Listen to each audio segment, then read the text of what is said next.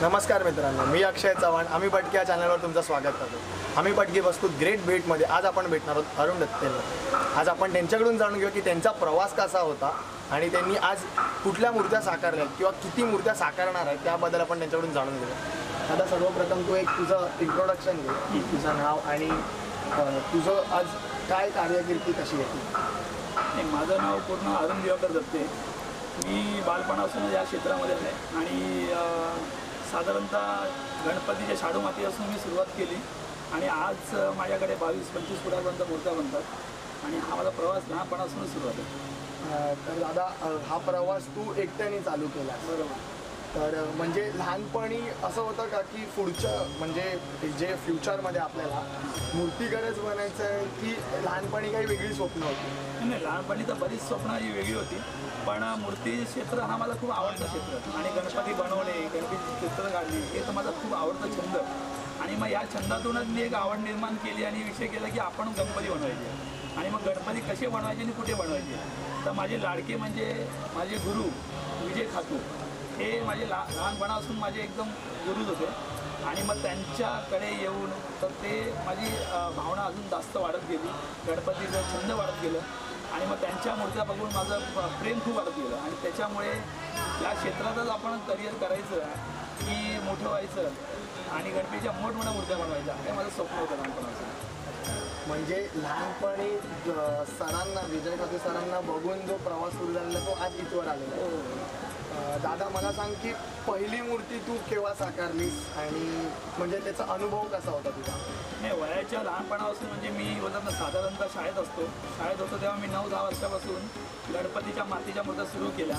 घरामध्ये बनवायचो, बाहेर रस्त्यावर बनवायचो, जिकडे मिळेल ती माती, मग ती गार्डनमधली माती असू दे किंवा रस्त्यावरची माती असू दे, ती आणून मी घरामध्ये गणपती बनवायचो बारके.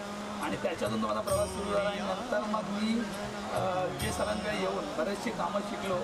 त्यांनी मला शिकवलं, त्यांनी मला एक वाव दिली माझ्या कलेला, त्यांनी मला बरंचसे प्रोत्साहन केलं आणि मग त्यांच्याच माध्यमातून माझी सुरुवात झाली त्या आयुष्याची.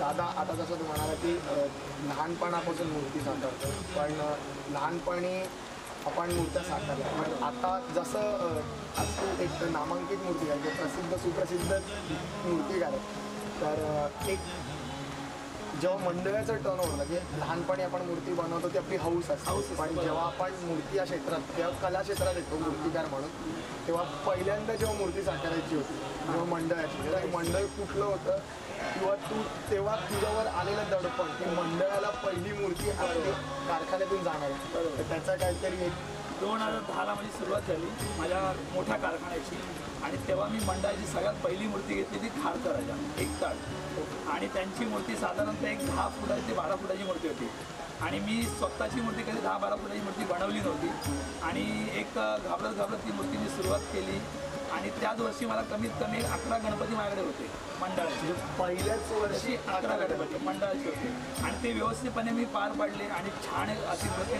मंडळाला आवडली आणि खूप सुंदर मूर्ती केली आणि त्याच्यानंतर आज 2010पासून ते 2018पर्यंत आज माझ्याकडे 60 ते 70 मंडळ आहेत आणि मी थोडे फारसे म्हणजे आधी 90-100 मंडळ असायचे, पण एकट्याला मला जमत नाही, त्यामुळे फारसे मंडळ मी कमी केले आणि आज 60 ते 70 मंडळाचे मोजकेच गणपतींचे मोजकेच पायसाईज आणि सुंदर सुबकपणा आपण करतो. दादा, जसं तू म्हणाला की आता मोठ्या मूर्त्या बनवतो, बट तू एक मातीच्या मूर्त्याही घडवत असतो, प्रश्नच नाही. कारण त्या किती घडवतोस आणि त्या खरं मातीचा कलाकार आज वर आला. बरोबर. मातीच्या गणपतीचा आणि तुझं ऋणानुबंध कसं असं सुरुवात आपली मातीपासून झालेली आहे, त्याच्यामुळे त्याला विसरणं हे चुकीचं आहे. त्याच्यामुळे कशी आम्ही कितीतरी 25-30 फुटाची मूर्ती जरी बनवली तरी मला मातीची मूर्ती बनवायला खूप आवडते आणि आजही जरी माझ्याकडे 25-30 फुटाची मूर्ती जरी असेल तरी मी मातीच्या मूर्त्या स्वतः माझ्या हाताने बनवतो. एक 20 ते 25 मूर्त्या मी बनवतो मातीच्या आणि मग बाकीच्या मंडळाच्या. म्हणजे मातीपासून सुरुवात होऊन मग सार्वजनिक मंडळ. दादा, आता हर वर्षी एक काहीतरी ट्रेंड असतो असं आणि जसं आपल्याला माहितीच आहे की आपण दादा तू कधीच कॉफी पीसमध्येच नाही बघत आणि तर मग असं यावर्षी काय बघायला भेटेल लोकांना? यावर्षी साधारणतः बरेलचा महाराजा हा माझ्याकडे सगळ्यात मोठं मंडळ आहे आणि ही त्यांची मूर्ती मी साकारतोय आणि दुसरी गोष्ट एक मलबार हिल माझी गल्लीचा गणपती आहे, तो एक 28-30 फुटाचा गणपती आहे. म्हणजे हे दोन मुख्य आकर्षण गणपती आहे आणि हे गणपती आपल्याकडे आहे. बरेचसे मंडळ पण आहेत, नामांकित मंडळ, पण ह्यांचे मूर्त्या सगळ्यात हाईस्ट साईजचे हाईटच्या बरेचदा महाराज आणि मलबारी. हर वर्षीप्रमाणे यंदाही बाप्पांचं आगमन होतं. दादा, यावर्षी आपल्या कारखान्यातून किती आगमन होणार आहेत मूर्ती? आपल्या कारण साधारणतः एक मोठे आगमन बघायला गेलं तर एक 20 ते 25 मोठे आगमन आहेत आणि बाकी सगळे 12 फूट 10 फुटाचे गणपती म्हणजे लोकल गणपती. म्हणजे टोटल 60 ते 70 गणपती आहेत. तर गणपतींचं आगमन आपल्याकडून होणार. दादा, आता तू या क्षेत्रात आलास, आज खूप उंचीही घातली आहे, पण मग ह्याचं प्रेरणास्थान तू जसं म्हणालास की विजय खातू सर, पण ही संकल्पना कुठून आलेली की मातीचे, जसं तू म्हणालास की कारखान्याच्या बाहेर उभं, पण ही संकल्पना कुठून होती की मी मूर्तिकारच होणार आहे आणि मला मोठ्या मूर्त्या साकारायच्या आहेत? बरोबर. नाही, काय होतं, ज्यावेळेला आम्ही विजय खातू सरांच्या काकांच्या मागे जेव्हा लागायचो तर तुम्ही बारक्या गणपतीच्या आधी मागायला लागायचो, कारण त्यांचे मोठे गणपती मला बघायला मिळायचे, पण बनवायचो मी त्यांच्याकडे बारकी गणपती. पण ते बारकी गणपती बनवता त्यांचे मोठे गणपती मी कधी शिकलो, त्यांनी मला कधी शिकवलं, कधी प्रोत्साहन दिलं हे मलाही कळलं नाही. आणि त्यांच्याकडे असताना मी बारकी गणपतीतून मोठ्या क्षेत्रात कधी गेलो, मोठ्या गणपती कधी गेलो ते मला कळलं नाही. आणि लहान गणपती असून मी मोठ्या गणपतीचा प्रवास केला आणि ते मोठे गणपती त्यांच्याकडे शिकलो. आणि आज इथे लालबागमध्ये येण्याचं कारण पण तेच आहे. त्यांनी मला स्वतःहून त्यांनी प्रोत्साहन केलं की तू ये, काम कर, माझ्यासोबत कर. आणि खूप चांगली संधी मला त्यांनी दिली आयुष्यात. मला असं वाटतं की त्यांनी माझ्यासाठी म्हणजे एक गुरूंची दक्षिणा मला त्यांनी दिली की त्यांनी मला गेलं अशी ते बोलवलं, सोबत मला त्यांचं काम करायला मिळालं आणि त्यांच्यासोबत माझा कारखाना बाजूला, त्यांच्या बाजूला माझ्यासोबत. तर असे तुम्हाला खूप अभिमान वाटलं की आज मी माझ्या गुरूंच्या सोबत मूर्त्या बनवतोय. म्हणजे त्यांचा कारखाना वेगळा आणि माझा वेगळा, पण त्यांच्यासोबत एकत्र म्हणजे आयुष्यात एक स्वप्न म्हणून माझ्या आधी राहिलं मनात. आणि असं वाटलं की आयुष्यात कुठेतरी मी माझ्या गुरूंच्या सोबत मूर्त्या बनवेल. पण ते एका वर्षात ते सगळं मावळलं, कारण आमचे सर नाही आहेत असं ते नाही. पण आजही ते माझे आदर आहेत आणि ते आहेत म्हणून आज मी जी काही उंचीवर गाठेन ते एक त्यांचं मला हे. परत माझ्या फॅमिली बॅकग्राऊंडमध्ये माझ्या आईने, माझ्या बायकोनी मला खूप सपोर्ट केला आणि भरपूर परिस्थितीमध्ये आम्ही वरती आलो. आणि आजही मी मेहनत करतोय, कष्ट करतोय आणि गणपती बाप्पाचा आशीर्वाद, माझा आशीर्वाद तर असणारच आपल्याला. दादा, जसं तू म्हणालास की आज सरांचा सपोर्ट होता किंवा तू मातीच्या मूर्त्या साकारतोस ना, पण जेव्हा पहिली मूर्ती साकारली की मग जी असेल की 4 फुटाची 10 फुटाची आणि आज 28 ते 30 फुटाच्या मूर्त्या तू साकारल्या, बरोबर, तर त्या लहान मूर्तीपासून आज 30 फुटाचा प्रवास कसा होता? म्हणजे दडपण होतं का, की कधी असं वाटलं का की नाही आज ही गोष्ट नाही होते आणि आज कोणतरी सोबतीदार होय किंवा आज विजय सर नाही आहेत आपल्या, तर त्यांची कधी उणीव जाणवली का तुला? त्यांची उणीव जाणवली म्हणजे कसं, मला कधी असं कधी काही खटकलं कुठल्या गोष्टी तर मी कधी पण साधारणतः वर्षातून कधी पण मध्ये येऊन त्यांना भेटायचो, त्यांची चौकशी करायचो, विचार जायचो कसं आहे काय होतं. आणि बारक्या गणपतीचा जो आम्ही सुरुवात केली मातीच्या गणपती असून ते आत्ता मोठ्या गणपतीपर्यंत, तर मला कधी असं दडपण नाही आलं, कारण हे मी नेहमी एक छंद आणि माझी आवड, त्याच्यामुळे पैशाने मी कधी मुळीच काम केलं नाही. नेहमी जे केलं आहे की नाही पैसे किती कमी मिळू दे की जास्त मिळू दे पण काम छान झालं पाहिजे, हा माझा हेतू होता मातीच्या गणपतीमध्ये. आणि तोच करता करता आज मी मोठे गणपती बनवतो, तोच की माझे गणपती छान झाले पाहिजे. बाकी पैशाचं साधारणतः कसं आपण जी काय मेहनत करतो त्याचा तर आपण मोबदला घेतोच, तो प्रश्न नाही आहे. पण एक आवड म्हणून मी नेहमी, त्यामुळे दडपण कधी मला आलं नाही गणपतीचं. दडपण असं घेऊन कधीच आपण काम नाही करत, कारण की आपलं जे आपण ज्या क्षेत्रात आहोत त्याच क्षेत्रात आपलं काम करायचं. आणि कसं आवडीने आपण काम केलं किंवा एक मन मोकळेपणाने काम केलं तर ते काम नक्कीच चांगलं होतं. कारण दडपणने काम केलं तर ते मलाही नाही आवडत, कमी करावं पण चांगलं करावं. दादा, आता आपल्याकडे नामांकित मंडळ आहेत, तर नामांकित मंडळांचं वर्षानुवर्ष ते म्हणजे बोलता ना की 100 इकडे वाटचाल करत, तर असं काही असतं का की हर वर्षी त्यांना काहीतरी नवीन ट्रेंड हवा आहे आणि म्हणतो ना की तो एक ट्रेंड असतो की तो त्या काळापुरता असतो, बरोबर, पण मग पुढे कंटिन्यू नाही करू शकत. तर मग असं आहेत का कुठली मंडळ की ती म्हणजे वर्षानुवर्ष एकच मूर्ती घेऊन जातात? नाही, असं फारसं 1-2 मंडळ आहेत, पण बाकी सगळ्यांचं असं डेट असतं की आज जसं विजय खातू सरांकडे जशा वेगळ्या मूर्त्या होत्या तशा माझ्याही कारखाना आज एकही गणपती साधारणतः सेम दिसणार नाही तुम्हाला. कधी तुम्ही या प्रत्येक गणपती हा माझ्याकडे वेगवेगळा असतो, एकच साचरले सेम गणपती कधीच नसतात. त्याच्यामुळे मंडळांना पण असं वाटते की नाही आम्ही अरुण दत्तेकडे गणपती घेतोय तर आम्हाला पण गेल्या वर्षाप्रमाणे वेगवेगळ्या मूर्त्या पाहिजे. तर त्यांना मग असं वाटतं की विजय सर नाही तर मग ह्यांच्याकडून आपण पाहिजे तशा मूर्त्या बनवून घेतो. मग ती उभी असू द्या, एका पायावर असू द्या किंवा चित्र असू द्या, काही मग जशी हवी त्यांना तशी मूर्ती मी बनवून देतो.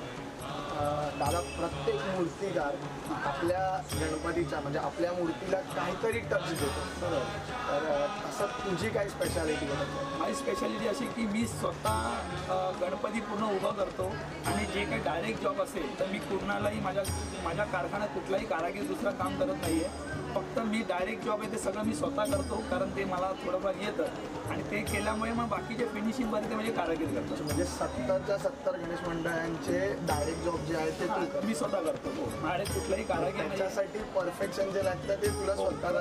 आणि कसं साधारण असं आम्ही जरी आम्ही ते ऑफिसमध्ये बसत असेल तरी पण काम करायच्या वेळेस आम्ही ते कामाला मग कपडे बघत नाही, जेवण बघत नाही, झोप बघत नाही, आमचा अवतार बघत नाही. आम्ही काम म्हणजे काम करतो कारण आम्हाला ते काम करणं लागेल. कारण माझ्या हातून आणि लोक जे ऑर्डर देतात ते माझ्या भरोश्यावरती देतात की नाही अरुणचं हात म्हणजे आपण चांगलं काम करू देऊ.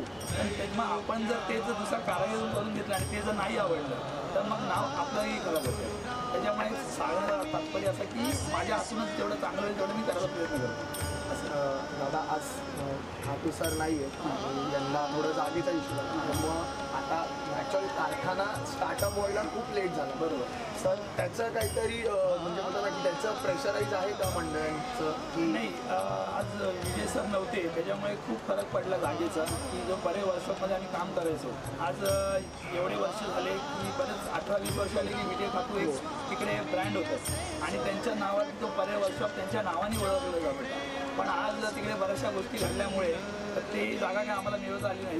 पण राजन खातू मूर्तिकार राजन खातू आणि पराग चव्हाण यांनी खूप मेहनत करून ही मिल्स जागा आम्हाला मिळवून दिली आणि आमच्या सगळ्या कलाकारांना कुठेही जाऊ दिलं नाही आहे आणि सगळ्यांना एकत्र आणण्याचा त्यांनी एक चांगला मार्ग निवडला आणि त्याच्यामुळे आम्ही त्यांचे खूप आभारी आहे की राजन खातू आणि पराग चव्हाण यांनी खूप आमच्याकडे मेहनत घेतली आणि प्रत्येक माझ्या अशा अजून बरेच मूर्तिकार आहेत त्यांना सगळ्यांना एकत्र पकडून त्यांनी ठेवलं आणि जागा मिळवून दिली. त्याच्यामुळे आम्ही त्यांचे आभारी. नाही पण दडपण आहे का की आता इथं कारखाना लेट चालू झाला आणि गणेश मंडळांचं आगमन म्हणजे या 12पासून पहिली 11-12 पासून पहिली मूर्ती बरोबर आणि आपल्याकडून एक 26 पर्यंत पहिला त्याच्या आधीच आगमन.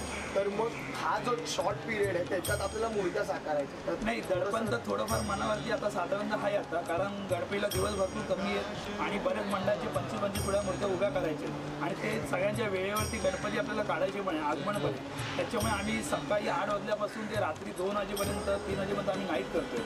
तर ते नाईट आमची आता सगळ्या कामं चालू आहेत. त्याच्यामुळे तो बराचसा आम्हाला थोडा कष्ट घ्यावा लागतं पण होईल. दादा जसा तू म्हणालास की सकाळी 10 वाजल्यापासून 8 वाजल्यापासून रात्री 2-3 तर आता हा जो 3 महिन्याचा आहे पण त्याच्यानंतर आपल्याला आपण बाकी लाईफ होतो. बट मग ह्या 3 महिन्याचं जे कष्ट आहे त्याचं मूर्तिकारावर काही अफेक्ट होतो का? म्हणजे आता कारण की कसं आहे आम्हाला माहिती आहे की आम्ही कार्यशाळेत येतो, मोठी मूर्ती बघतो, सुंदर आहे, सोबत आहे समज, पण तो मूर्तिकार आज सकाळी 8 ते रात्री 3 जो स्ट्रगल करतो बरोबर त्याच्या लाईफवर किंवा त्याच्या हेल्थवर परिणाम होतो का हे जाणून घ्यायचं मेन कारण म्हणजे आज सरही खूप दगदग करायचं असं खूप मूर्तिकार आहेत जे दगदग करून आणि त्याचा आज म्हणजे बोलतो ना की त्याच नाहीसे झाले कारण की हा जो आहे ना तो लोकांपर्यंत स्ट्रगल पोहोचत आज कोणी आला अरे ठीक आहे अरे अशी मूर्ती उभी केली बरं हे बोलणं सोपं आहे आणि करून जेव्हा करायला घेतो तेव्हा खूप मोठी गोष्ट आहे. तर त्याचा परिणाम होतो का? नाही. कसं असतं साधारणतः आपल्या तब्येतीवरती आणि ह्याच्यावरतीचा फरक खूप पडतो. तब्येतीवरती आम्ही ज्या प्रकारे गणपती सुरू करायच्या आधी जी आमची बॉडी असते जो हेल्थ असते ती गणपती बसल्या तशी नसते कारण आम्ही टोटली जेवण आणि झोप हे सगळं लांब ठेवून आणि फॅमिली एक थोडं लांब ठेवून या गणपतीमध्ये दिवस आपलं म्हणजे बोलतो ना पूर्ण आम्ही त्यात झुकलेलो असतो. त्याच्यामुळे आमचं एकच लक्ष असतं की लोकांना वेळेवरती गणपती देणं आणि चांगली मूर्ती देणं. कारण प्रत्येकाला असं वाटतं घरमध्ये ती शाडू माती असू दे किंवा सार्वजनिक मंडळाची मूर्ती असेल प्रत्येकाला वाटतं की माझ्या घरात येणारी गणपती हा एक सुंदर आणि छान असावा. त्याच्यामुळे आमच्याकडे सगळ्या मूर्त्या समान मग ती 1 फुटाची मूर्ती असू दे किंवा 30 फुटाची सगळ्या मूर्त्याला चांगलं काम करण्याची आम्ही ताकद ठेवतो आम्ही. आणि राहिला प्रश्न की तब्येतीचा तब्येत तर बरीचशी आमची थोडीशी डगमळलेली असते पण शेवटी स्टँड राहणं आम्हाला तिथे उभं राहणं महत्त्वाचं असतं. आणि ह्या कारखाना आल्यामुळे काय होतं एक ऊर्जा मिळते. आम्ही जेव्हा कारखान्यात एंट्री करतो सकाळी आम्ही झोप नसते तर आम्ही येतो तर बऱ्याचशा गोष्टी असतात, पण जेव्हा कारखाने येतो तर एक ऊर्जा मिळते. प्रत्येक कारागीर काम करतात, माझे सगळे कारागीर मला सपोर्ट करतात, ते लोक माझ्यासोबत मेहनत करतात तेवढे, आणि ते आपले घरदार सोडून इथे 3 महिन्यासाठी मुंबईला येतात. आणि त्याच्यामुळे मी माझ्यापेक्षा जास्त मी त्यांना ऋण मानतो की आज ते आहेत, माझे वर्कर आहेत, कारागीर आहेत म्हणून मी आहे. आज ते नसतील तर मी एवढा मोठा मूर्तिकार बनू शकत नाही आणि मी काही काम असते आणि ही एक म्हणजे ही पण माझी एक फॅमिली झाली शेवटी, आणि माझी घरची फॅमिली आणि ही फॅमिली यांनी दोघांनी मिळून जे मला सपोर्ट करतो तेव्हा आम्ही एक मूर्तिकार बनतो. कारण हे नाही तर आम्ही नाही असं. दादा, आता तू म्हणजे हा प्रवास चालू केला, यापुढेही आम्ही मोठ्या मोठ्या मूर्त्या बघणारच आहोत. तर खूप आनंद होतो की म्हणजे आज एक युवा पिढी आहे, म्हणजे आज तू यंग जनरेशनमध्ये आहेस. तर तू आता येणारा जो यंग जनरेशन आहे त्याला काय सांगेल की म्हणजे या क्षेत्रात काय आवड आहे? बरोबर. कारण की खूप कमी जण आहेत, कारण की सगळ्यांनाच एकतर डॉक्टर इंजिनियर बनायचं आहे. मी जर कुठल्याही शाळेत जाऊन कोणाला विचारलं तर कोण मूर्तिकार बनणार हे कधीच कन्सेप्ट असेल. बरोबर की तुला काय म्हणायचं, मला इंजिनियर बनायचं आहे, मला डॉक्टर बनायचं आहे. पण मग लोकांनी मूर्ती या क्षेत्रात काय यावं? मूर्ती क्षेत्र ह्या आहे की कसं असं प्रत्येकाच्या आवडीनुसार आपण जाऊ शकतो. कारण आपण कोणाची दडपण आणू शकत नाही की तू, आता मी माझ्या मुलाला सांगू शकत नाही की तू मोठ्या आणि मूर्तिकार बन, आज माझे साचे मी बनवून ठेवले, मी जे काही बनवून ठेवले तू वापर, असं मी म्हणू शकत नाही. तो जर आज अभ्यासामध्ये स्ट्रगल करतो तर तू कर. पण माझं म्हणणं आहे की जे कलावंत आहेत, जे मुलं आहेत, ज्यांना ड्रॉइंग येतात, चित्र येतात, किंवा ज्यांना मूर्ती बनवत येतात, तर प्रत्येक आईवडिलांनी त्यांना तो क्षेत्राची वाव द्यावी. कारण आम्हाला कधी आयुष्यात कधी एवढं हे मिळालं नव्हतं की एवढा सपोर्ट कधी मिळाला नव्हता. पण आजच्या जनरेशनच्या मुलांना सपोर्ट मिळतं, आईवडिलांचं, फॅमिलीचा सपोर्ट मिळतो. तर माझं असं म्हणणं आहे की ज्यांना मूर्ती क्षेत्रात आवड आहे, लहान मुलांची, आपल्याला कळलं की लहान मुलांना याची मूर्तीची आवड आहे, तर त्यांना तुम्ही प्रोत्साहन करा, त्याला गायडन्स करा आणि मूर्ती क्षेत्रात या आणि तुम्हीही काम करा आणि चांगल्या रीतीने करा की जेणेकरून उद्या जर तुम्ही स्वतःचा कारखाना टाकताय किंवा गणपती तुम्ही बनवताय तर त्या गोष्टीसाठी तुम्ही परिपूर्ण शिका. नाही तर आता या जगात आता असं आहे, या महाराष्ट्रात असं आहे की बरेचसे असे मूर्तिकार आहेत की फारसं काम कमी येतं आणि मग ते मूर्ती क्षेत्रात पडतात आणि मग बऱ्याचशा गोष्टी घडतात. असं माझं म्हणणं होऊ नये की तुम्ही थोडं व्यवस्थित परफेक्शन करा, स्वतःच्या क्षेत्रामध्ये चांगल्या गोष्टी निर्माण करा, स्वतःला डेव्हलप करा आणि मग तुम्ही उतरा, असं माझं म्हणणं की जेणेकरून लोकांनाही चांगलं काम मिळेल. तुम्ही त्यात झालात की मग या क्षेत्रात हां, म्हणजे तर तुम्ही स्वतःचा कारखाना टाका, स्वतः मूर्त्या बनवा की जेणेकरून उद्या तुम्ही कुठलीही ऑर्डर तुम्ही साकारू शकता आणि तुमचं नावही होऊ शकतं, असं माझं म्हणणं आहे. दादा, आता माती खरं बोलायचं तर मातीचा मूर्तिकार आज मरत चालला. बरोबर.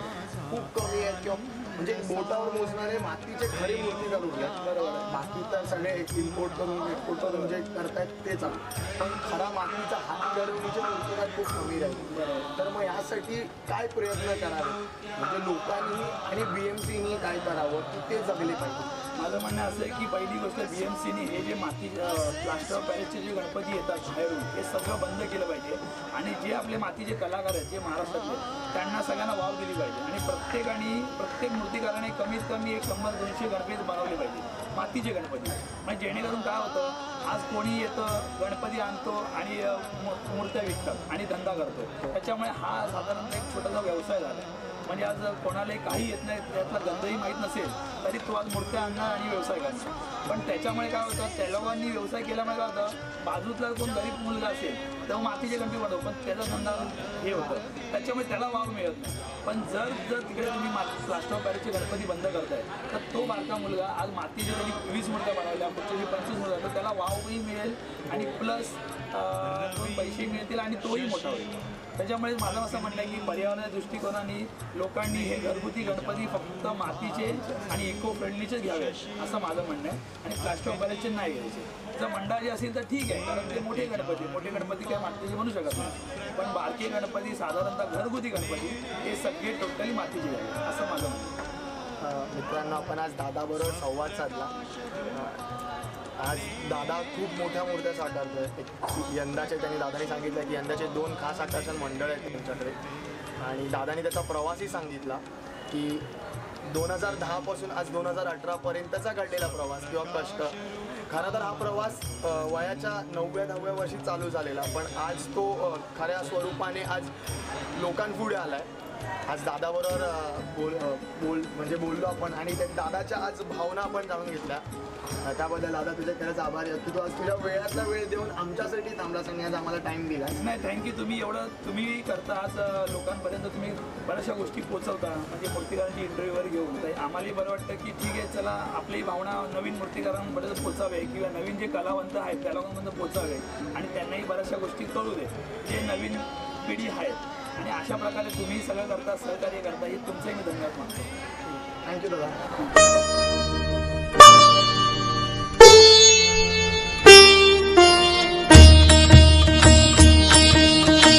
प्रथम तुला वंदितो कृपाळा, प्रथम तुला वंदितो कृपाळा, गजानना गणराया, प्रथम तुला वंदितो कृपाळा, प्रथम तुला वंदितो कृपाळा, गजानना गणराया, प्रथम तुला वंदितो कृपाळा, प्रथम तुला वंदितो.